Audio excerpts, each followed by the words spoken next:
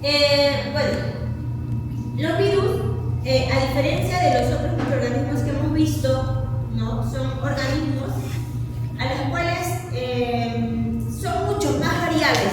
Es más, se dice de que son mucho más abundantes que todo el reino animal, que todo el reino bacteria y que todos los reinos fungi en su conjunto. Los virus son aún más abundantes que estos organismos, ¿no?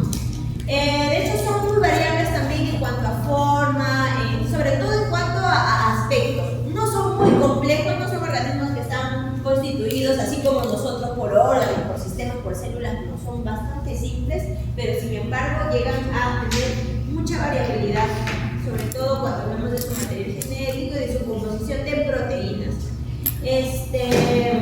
No todos los virus van a ser patógenos, ¿no? También hay virus que van a ser virus ambientales, virus que no necesariamente llegan a producir necesariamente la muerte de algún animal o algún microorganismo vivo.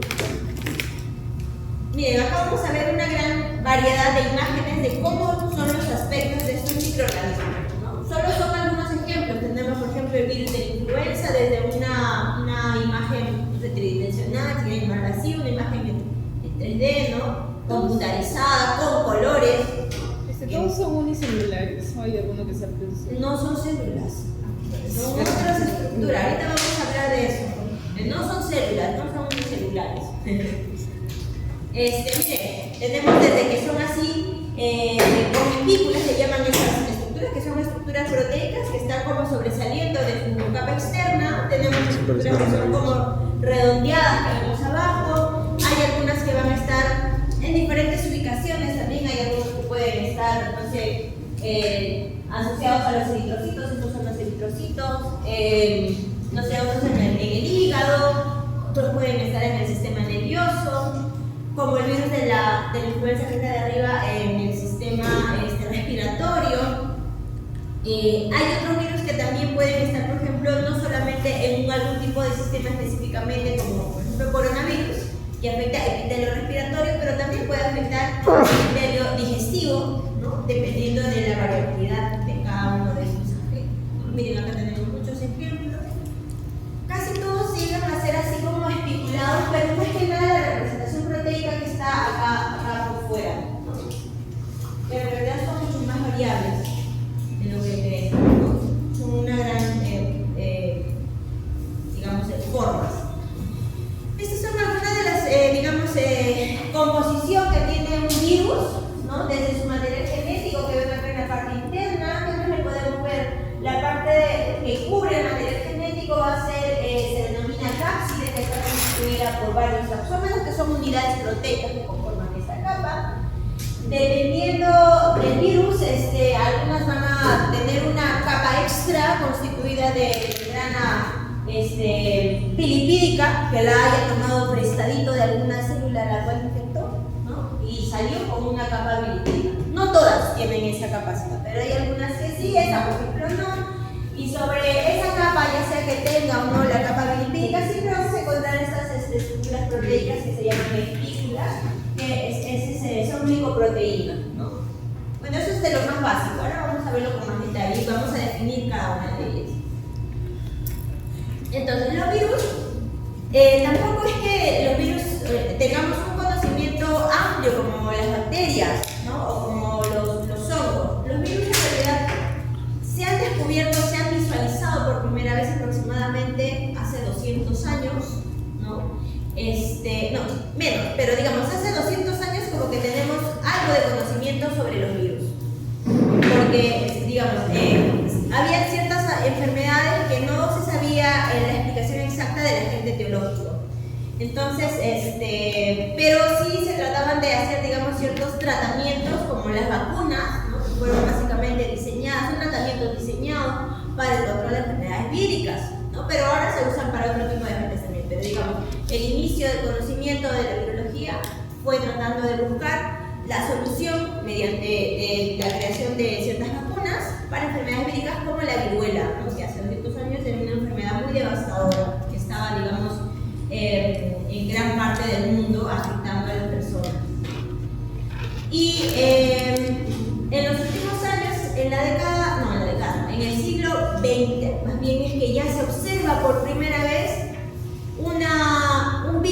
tal, y ahí recién sí se pudo definir de qué era constituido este material y que sí, de verdad, era otro microorganismo diferente a lo que estábamos comúnmente acostumbrados de que puede estar causada alguna enfermedad por un hongo, por una bacteria, o por un, no sé, por un protista, ¿no? Más bien que era otro diferente a lo que ya conocían. Sin embargo, acá está lo que les decía, ¿no? Es un grupo mucho más grande, mucho más diverso. Acá vamos a ver algunas imágenes. Miren, por ejemplo, este es el virus de la leucemia felina, ¿no? Es un virus, estos son los virus, son fotografías electrónicas hechos de microscopios electrónicos, no son los microscopios ópticos que estamos utilizando frecuentemente en nuestro laboratorio. Este es el virus de la rabia, que tiene forma de bala también. Miren estas formas de bala que tienen, ¿no? El virus de la rabia, están sumamente grandes. Estos que parecen cocos rosados, ¿no? Cocos, son virus de la polio, que más bien en vez de ser cocos son más bien poliédricos. Si yo acerco un poco más la vista, no va a tener la forma redonda exacta, sino va a tener la forma de un poliédrico, de una estructura que tiene varios lados, ¿no? 20 caras, poliédrico. Este es otro poliédrico, se llama un adenovirus, que es uno de los virus que también, dentro de los adenovirus tenemos adenovirus patógenos, no patógenos, ¿no? Es bastante común encontrar asociación de adenovirus con los animales, ¿ya? Miren, este otro modelo de virus, ¿no? Otro modelito tenemos ahí para el gusto de cada uno. Este más bien tiene como la forma alargada, ¿no? Bastante larga. Este viene a ser el virus de la ébola, ¿no? Pertenece al grupo de los filovirus por el aspecto que tiene, ¿no? Y de lo más peligroso, ¿no? De lo que tenemos, de lo que conocemos. Entonces les contaba, ¿no? Que el término virus fue acuñado recién en el siglo XX, cuando se descubrió por primera vez, o cuando se pudo observar por primera vez a un virus. Y el virus que se observó por primera vez no era un virus de origen animal, más bien era un virus de origen vegetal.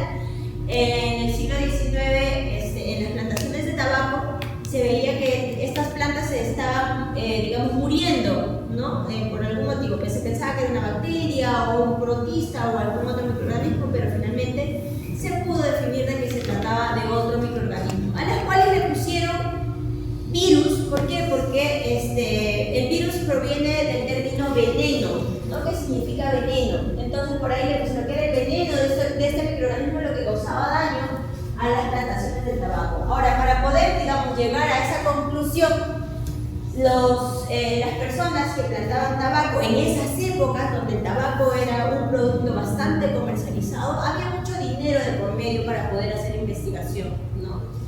Bueno, gracias a eso se pudo observar por primera vez un virus y se tuvo más conocimiento sobre este organismo. Acá les voy a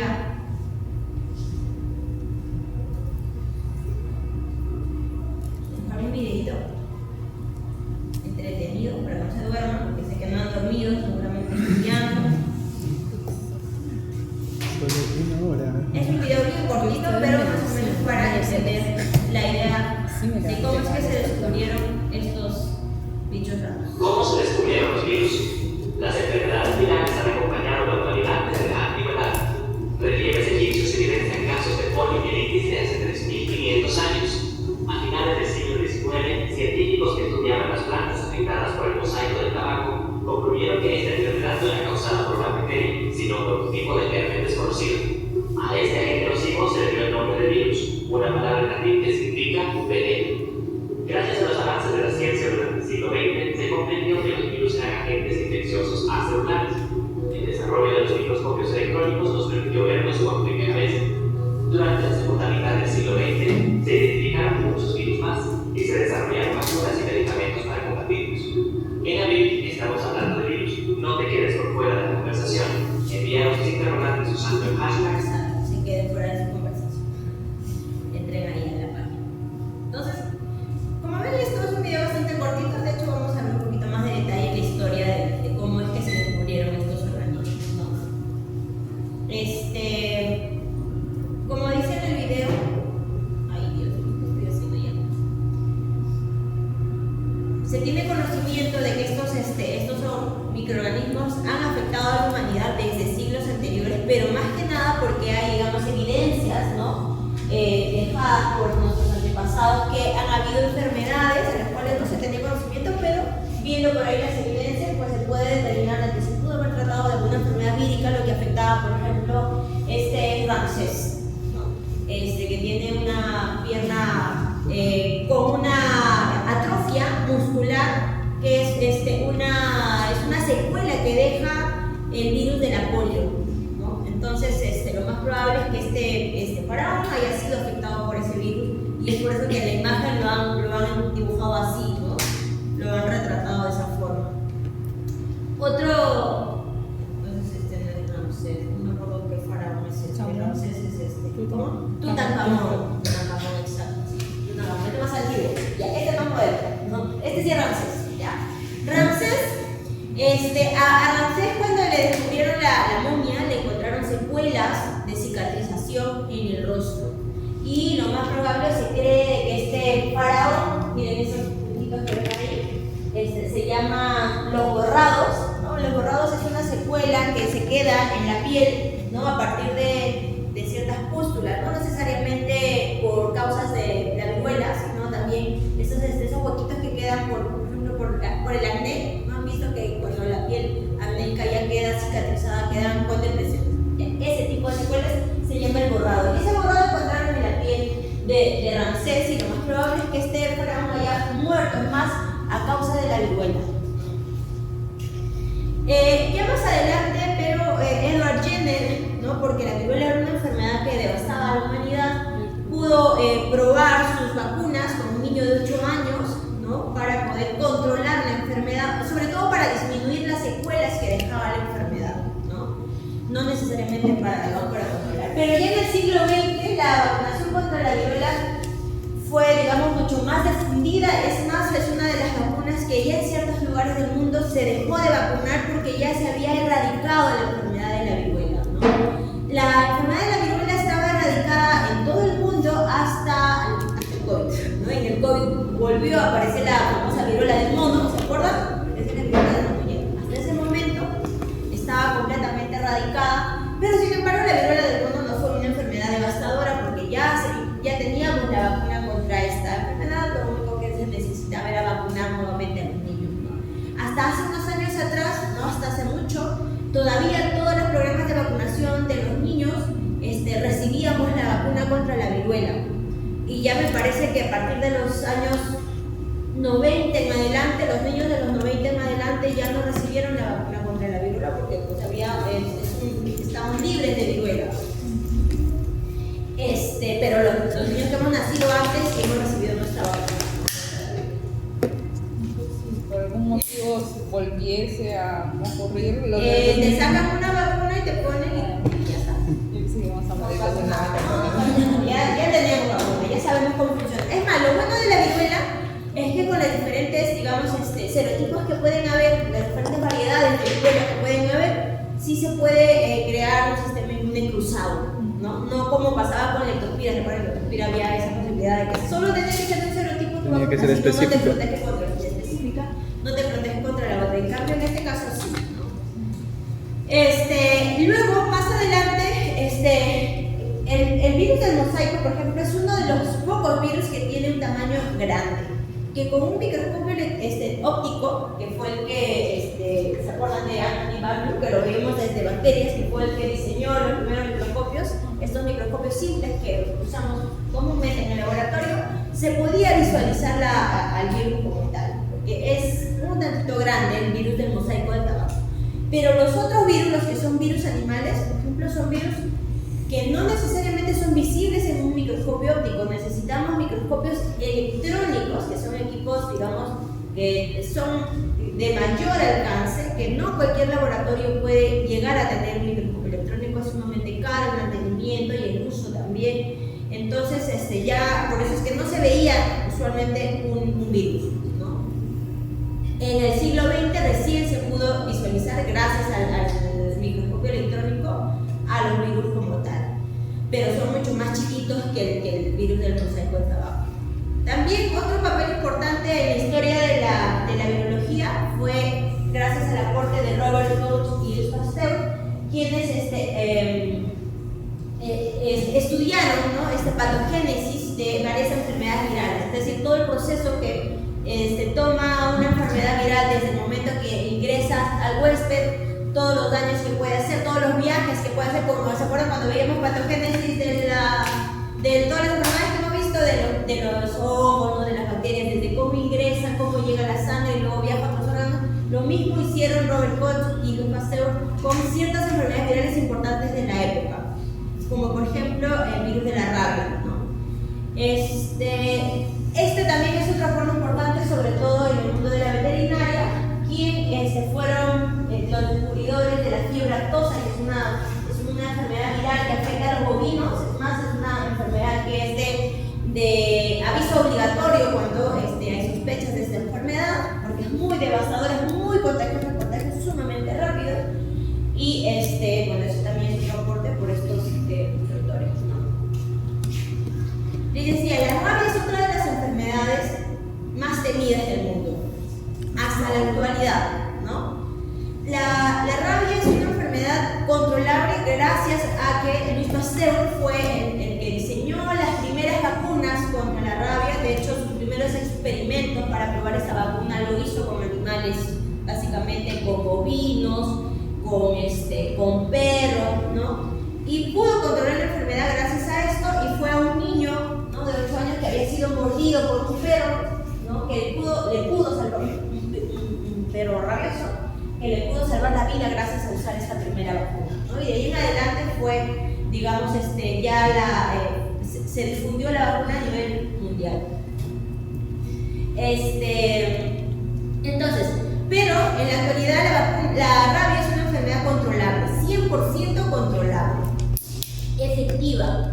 Pero lo que sí la rabia es una enfermedad que cuando ya te ataca y te llega al sistema nervioso, no tiene tratamiento, ¿no? Es sumamente peligroso. Hasta la actualidad no se ha encontrado un tratamiento que pueda curar a una persona que ya tiene la rabia furiosa, le llaman, cuando ya está en el sistema nervioso central, ¿no? Ni a los animales, pues, ni menos al hombre. Miren, yo les voy a presentar este link que se llama el Time Toast, ¿no? Acá vamos a ver el seguimiento de la historia de la virología. Esta es como una flechita.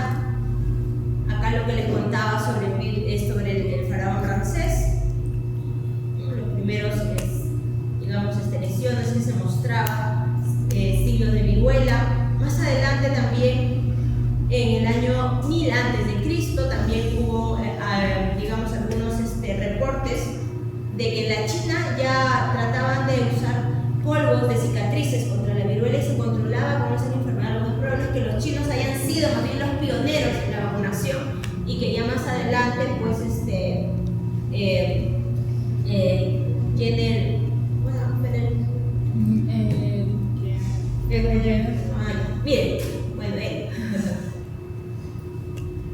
miren, después de este año 1000 años antes de Cristo, todo el vacío que se tiene en cuanto a la historia de la biología. No hay nada de conocimiento sobre este microorganismo. Nada. Llegamos a ver nacimiento de Cristo, ahora después de Cristo tampoco. No hay conocimientos de aporte sobre virología, sobre virus, enfermedades virales, nada, ¿no? Hasta el momento, acá hay otro aporte, pero en un virus en plantas vegetales, básicamente. Este también es otro aporte, pero ya es 1500 años después de Cristo, ¿verdad? Y él es Edward Jenner. Edward Jenner fue el que diseñó las primeras vacunas, ¿no? Acá comenzamos ya recién con el conocimiento más profundo sobre estos microorganismos. Y acá ya vamos a ver los diferentes virus que han, bueno, ni siquiera todos, están los más, digamos, los más importantes, ¿no?, que han ido devastando a la humanidad y se han ido descubriendo algunos, como los bacteriófagos, que no necesariamente son virus animales, más bien son virus bacterianos. Formas de poder hacer diagnóstico de estas enfermedades, por ejemplo, como los huevos embrionados, que es una técnica que se usa para hacer diagnóstico viral. el uso del microscopio electrónico, ¿no? En 1932 fue la primera vez que se pudo observar al bendito virus del mosaico con el microscopio electrónico, ¿no? Y es la única herramienta que me permite ver como tal a un virus. Lo más probable es que para hacer un diagnóstico viral lo tenga que hacer de forma indirecta, y es lo que hacemos comúnmente en clínica, ¿no? De forma indirecta. No detectamos al agente etiológico como tal, porque yo no veo al virus, pero sí puedo ver las consecuencias, es decir, la producción, no sé, de anticuerpos, las lesiones. Según las lesiones también puedo hacer a veces diagnósticos, sobre todo si son lesiones patognomónicas, ¿no? Entonces, de forma indirecta se hace el diagnóstico en la actualidad de forma clínica, a menos que sea algo muy necesario ver al virus como tal, ¿no? O adquirir el virus como tal, que también hay técnicas, pero son técnicas muy caras de laboratorio, ¿no? Que son los aislamientos virales. Eso lo vamos a ver también en el laboratorio. Y miren, esta línea de tiempo tiene acá su último aporte. Es una línea de tiempo obviamente no actualizada, estamos en el 2025, y el último aporte que tiene esta línea de tiempo es la del 2018, cuando se propuso una vacuna contra el VIH. En realidad, contra el VIH se han ido proponiendo vacunas desde su descubrimiento, ¿no? Pero digamos, una de las primeras vacunas que sí es funcional fue la del 2018, y actualmente no sé si siguen haciendo una vacuna que se esté usando, pero lo más probable es que se siga investigando para seguir teniendo un mejor control de esta enfermedad, porque actualmente el virus del VIH, no sé si les decía a ustedes en otro grupo, que los casos de VIH están aumentando, ¿no? No solamente en nuestro país, en toda Sudamérica. Y de ahí tenemos un vacío, otro vacío, que es básicamente por la desactualización de la página, ¿no? ¿Qué otro acontecimiento importante de la biología le falta a esta línea del tiempo? COVID-19. El COVID-19, la pandemia, ¿verdad? Es lo que le falta a la pandemia, el virus del mono, etc. Más aporte que podríamos adjuntar a esta línea del tiempo. O la de... Okay. Y ya en la actualidad más bien contamos con otras herramientas que también en los últimos años tienen un gran desarrollo, ¿no? Y más bien con estas herramientas más actualizadas se nos ha permitido caracterizar a los virus, ¿no? Describirlos mucho mejor, clasificarlos mucho mejor, con métodos físicos, métodos químicos, métodos del microscopio de electrones, ¿no? La bioinformática, la biología molecular, básicamente también es, digamos, otra de las herramientas que nos da un gran aporte al conocimiento de los microorganismos en general, ¿no? Los virus, a diferencia de los otros agentes que estamos acostumbrados, ¿no? Bacterias, básicamente hongos o protozoarios, se van a diferenciar primero en el tamaño, por ejemplo. Cuando nos referimos al tamaño, generalmente los microorganismos estos que están acá los medimos ¿en qué unidad? ¿Micras? En micrómetros, ¿verdad? Cuando veíamos, ¿se acuerdan? Si vemos una imagen, por ejemplo, de un hongo, cuando abran, van a encontrar a un ladito de la foto que dice, no sé, 100 o 40 micrómetros, una rayita y medio, ¿ya? En el caso de los virus no pasa lo mismo. Los virus se miden en una unidad aún más chiquita, que son los nanómetros. Esa es una de las principales diferencias, ¿no? Otra diferencia con los otros microorganismos es en cuanto a la estructura, en cuanto a la forma. Algunos van a ser de formas helicoidales, como si fueran una hélice, algunos virus. Algunos otros virus van a ser de formas poliédricas, que estas que hemos estado viendo al inicio, ¿se acuerdan? Esos que tienen formas de una figura geométrica de varios lados. Y algunos pueden tener combinación de ambas formas, es decir, pueden tener una porción de una figura geométrica y la otra porción de una figura helicoidal juntas en un solo virus, ¿no? Otra diferencia con respecto a los otros patógenos es que los virus, para multiplicar, son organismos que se multiplican muy rápido, tienen una multiplicación rápida, pero para multiplicarse, ellos por sí solos no tienen la capacidad de multiplicarse, de reproducirse. No pueden, por sí solos no pueden, no tienen ese metabolismo que tenemos los organismos vivos para poder multiplicarnos. Entonces, ¿cómo lo hace? A través de macrófagos. Toman la maquinaria de su hospedero, de su célula hospedero, de cualquier ser vivo, ¿ya? Para poder multiplicarse, ¿no? Toman la maquinaria, digamos, los ribosomas, el núcleo, hasta las enzimas de su célula hospedera para poder producir sus partículas víricas y poder ensamblarse y luego formar un virus nuevo, ¿no? Y en cuanto al huésped, estos organismos generalmente son de huéspedes muy específicos, ¿no? No necesariamente todos los virus pueden tener muchos huéspedes, no pueden ser muy variables. Por ejemplo, un E. coli nos puede afectar a nosotros, le puede afectar a un perro, le puede afectar a una vaca, le puede afectar, no sé, a un caballo, etc. ¿No? Son bastante interespecíficos. Pero los virus no, los virus suelen ser bastante específicos. Por ejemplo, el virus del VIH solo nos afecta a los humanos, ni siquiera a los otros primates, ¿verdad? Solo a los humanos.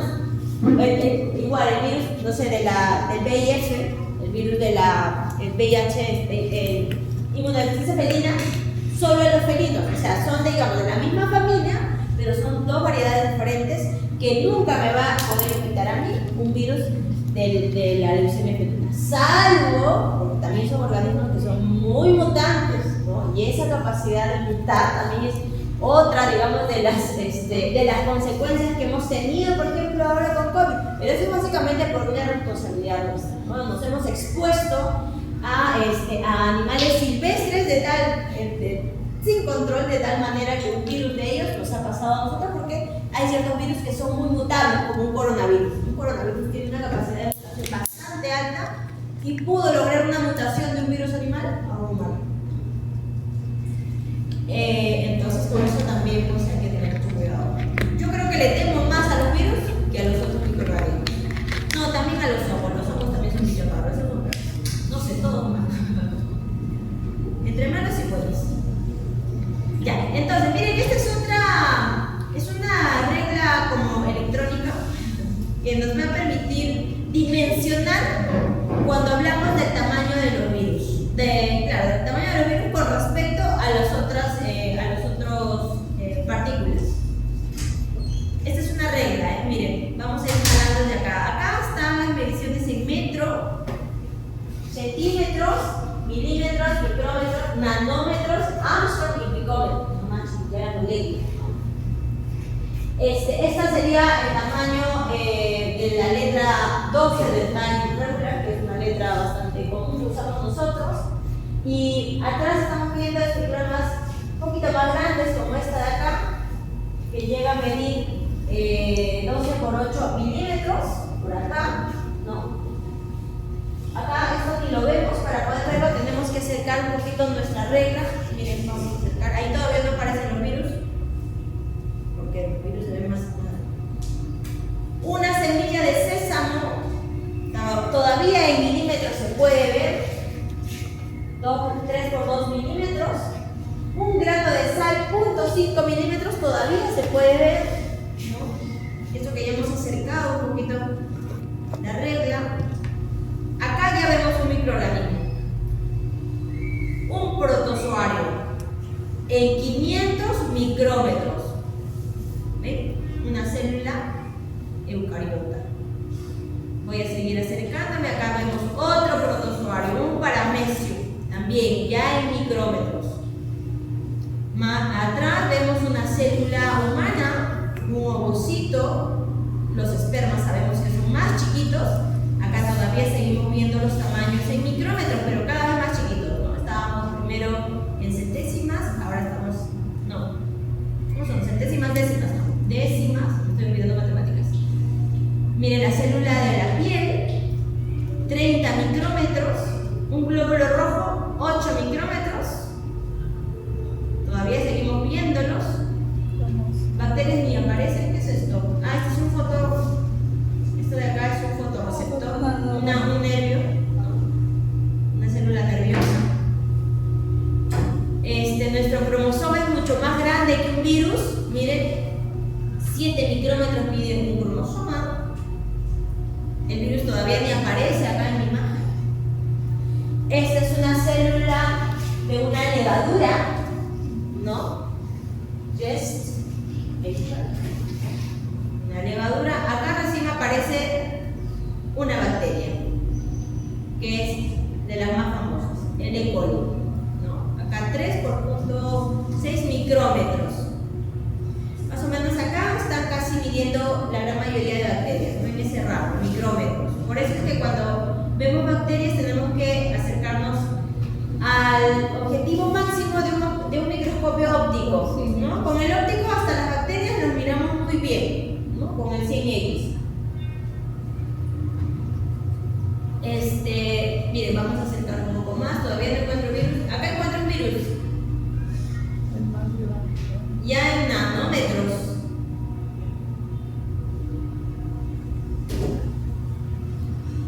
Virus del mosaico, 200 nanómetros. El virus del VIH, acá recién están los virus, ¿ves? En nanómetros. Hepatitis virus, influenza virus, los fagovirus, que son organismos chiquitos, ¿ya? Entonces, como ven, los virus son organismos sumamente pequeños, mucho más pequeños, ¿no? Milésimas más pequeños que una célula eucariota. Acá ya estamos viendo moléculas, los ribosomas, miren, 30 nanómetros, un anticuerpo, 12 nanómetros, un ARN transferasa, 7 nanómetros. Adentro vamos a seguir viendo ya moléculas, metido de un aminoácido, una glucosa, una adenina. Es más, estas ya están en picómetros. Miren, esta es otra unidad. Están en ppm, están acá. Y esa es la mendoscopia. Son sumamente pequeñitos. La metionina y al fondo vemos el átomo del carbono, ¿no? Que ya no son necesariamente visibles. ¿Se dan cuenta? Entonces el ¿tamaño importa? A ver si sí. A ver si sí, ¿no? Sobre todo, ¿por qué? Porque estos microorganismos, ahora les voy a contar, estos microorganismos son considerados parásitos intracelulares obligatorios. ¿Por qué? Porque les decía, por sí solos estos no pueden reproducirse, necesitan necesariamente vivir, no vivir porque no viven, ¿no? Sino necesitan necesariamente usar la maquinaria de una célula viva. Puede ser una célula animal, una célula vegetal, un hongo, puede ser una bacteria, a cualquiera de los seres vivos puede afectar.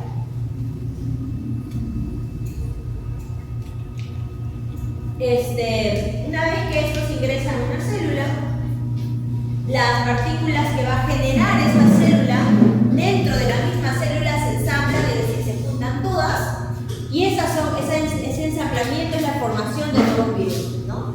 Ahora, no solamente se forma un solo virus dentro de una célula, se forman millones de virus, ¿no? Una vez que se forman millones de virus, pues todos esos virus se van a encargar de salir fuera de la célula e infectar a otras células, ¿no? Y acá dicen que los virus no siempre son más pequeños que las bacterias, ¿no? Por ejemplo, el virus del mosaico de tabaco es uno de los virus más grandes, que hay ciertas bacterias que son más pequeñas. Pero sí, la gran mayoría de los virus, animales sobre todo, sí son pequeños, ¿no? Sumamente pequeños. Ahora, a los virus también se les conoce con el nombre de viriones, ¿ya? Dicen, los virus no crecen ni se dividen, ¿no? Ahora vamos a definir más adelante qué es un virión. Los virus también son organismos que carecen de sistemas propios de síntesis de energía, no tienen ribosomas, no sintetizan sus propias proteínas, ¿no? ¿Quién se va a encargar de sintetizar las proteínas del virus? Si están compuestos de proteínas, el ribosoma de la célula al cual infecte, ¿no? Depende completamente de la célula al cual están infectando. Entonces, ¿qué creen ustedes? ¿Que los virus sean organismos vivos o no vivos? No vivos. Porque también, según esto, hay autores que defienden de que son organismos vivos porque tienen material genético. Y hay otros autores que defienden de que no necesariamente sean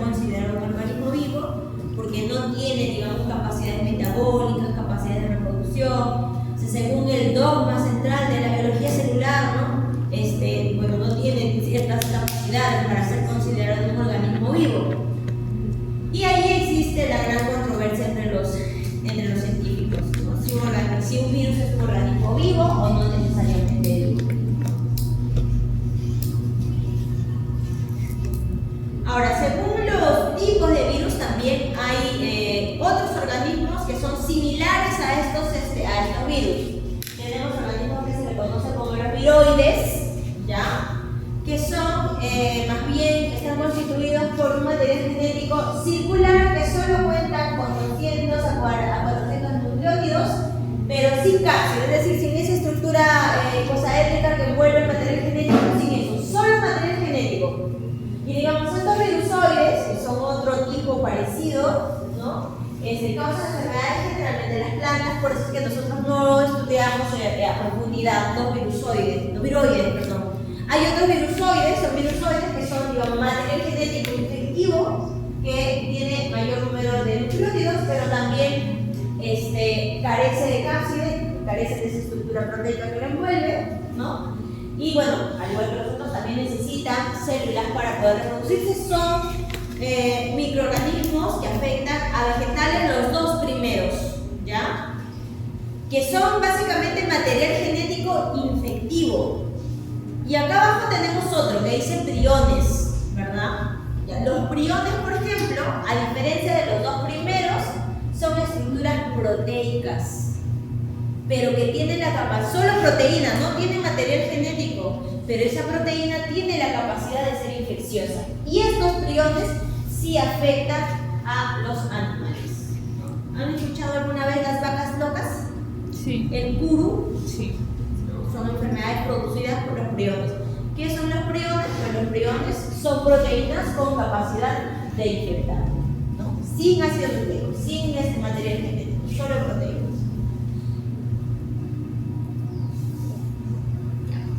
Ahora vamos a ver a más detalle de qué está compuesto un virus.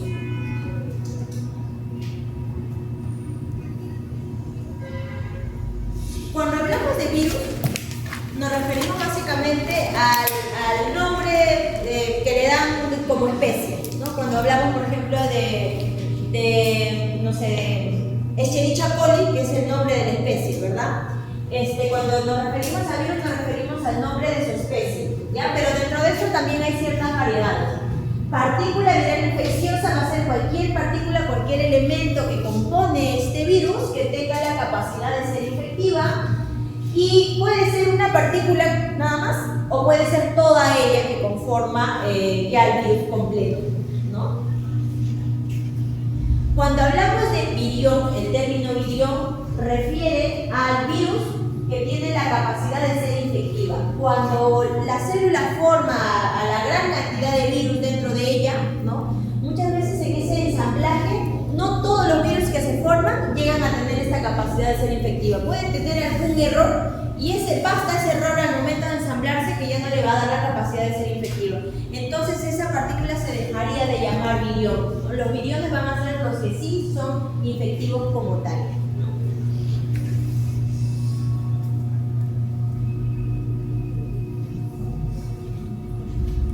Ahora también, aquellas partículas que por algún motivo, como les decía, este mal ensamblamiento deja de ser infectivo, deja de ser un virión también, ¿no? Los viriones solo son los infectivos. Y bueno, esto es lo que más. Estructura viral. La estructura viral, decíamos, a ver cómo esta está más bonita, más fácil, ¿ya? Los virus están compuestos básicamente por dos materiales. Por dos materiales genéricos, es decir, que todos los virus van a tener estos dos materiales básicos. Todos los virus.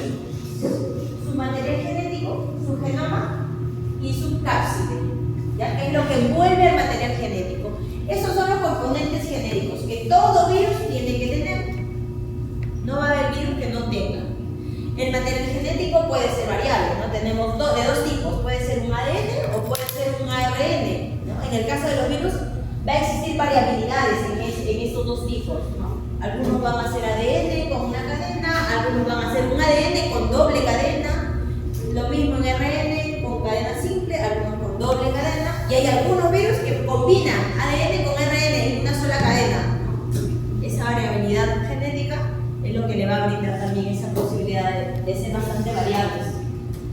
Y la otra, el otro componente que es el que envuelve el material genético se llama cápside.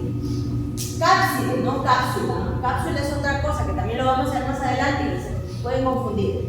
Es cápside, ¿ya? Esta cápside es una estructura básicamente proteica o glucoproteica que le va a brindar protección al material genético, ¿ya? Son unidades proteicas lo que conforma esta cápside. No es cápsula, es cápside. Estos dos componentes son los que van a componer todos los virus, ¿no?